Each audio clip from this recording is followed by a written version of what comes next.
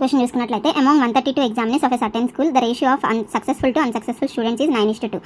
Had 4 more students passed, then the ratio of successful to unsuccessful students would be అని అన్నాడు అనమాట. So ఇక్కడ ఏమన్నాడు, ఇచ్చిన డేటా ఏమి ఇచ్చాడంటే 132 స్టూడెంట్స్ ఉన్నారు. అయితే కొంతమంది సక్సెస్ అయ్యారు అంటే పాస్ అయ్యారు, కొంతమంది అన్సక్సెస్ ఫెయిల్ అయ్యారు. నేను సక్సెస్ఫుల్ స్టూడెంట్స్ని ఎక్స్ అనుకుంటే అన్సక్సెస్ఫుల్ స్టూడెంట్స్ ఏమవుతారు, 132 మైనస్ ఎక్సే కదా.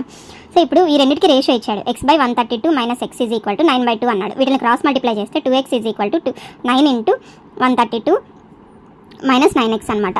సో ఇది వచ్చేసి 11x is equal to 9 into 132 అవుతుంది. 11 1s 11 12s. So x is equal to 108 అవుతుంది. అంటే ఈ 108 అనేది సక్సెస్ఫుల్ స్టూడెంట్స్ అనమాట. సో సక్సెస్ఫుల్ స్టూడెంట్స్ 108 అయితే అన్సక్సెస్ఫుల్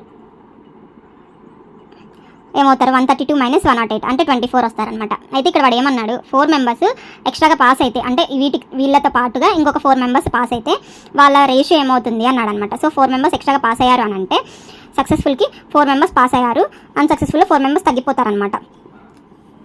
సో ఇది వచ్చేసి 112/20 అవుతుంది.